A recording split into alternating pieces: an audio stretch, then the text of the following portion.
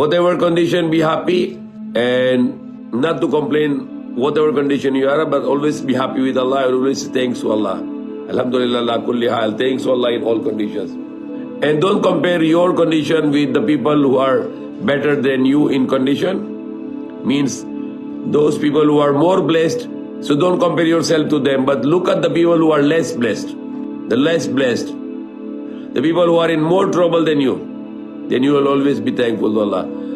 In the hadith of the Prophet Muhammad ﷺ, that if you have a safe house, if you have a good health and the safe house, and you have a daily food, then you have the whole world. Because there are many people in the world, they don't have the safe house, they don't have the good health, and they don't have the everyday food.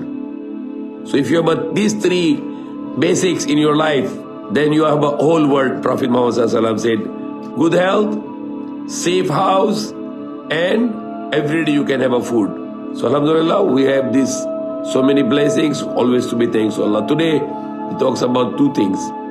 The one thing is salah, pray to Allah, Ya Allah, I need this problem to be solved, and make patient. Don't be in hurry, don't be in hasty. Don't get panic, rather to be cool down and wait and pray to Allah to solve your problem.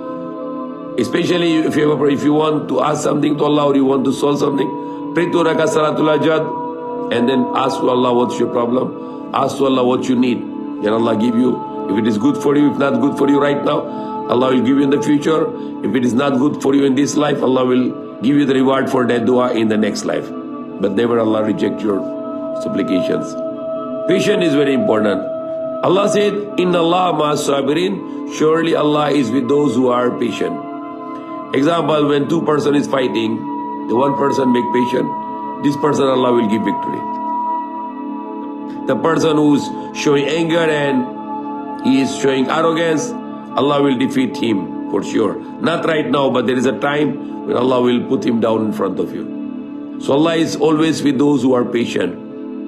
Never lose your patience. Always be patient. Sometimes we lose our patience. We don't control our anger and they started to shout, they started to angry.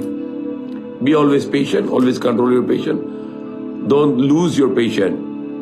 And when you're patient, Allah will be going to make you victorious, because Allah said, Inna Allah ma'as sabirin. Surely Allah is with those who are patient. So inshallah, be patient and seek the help of Allah with prayer and with patience.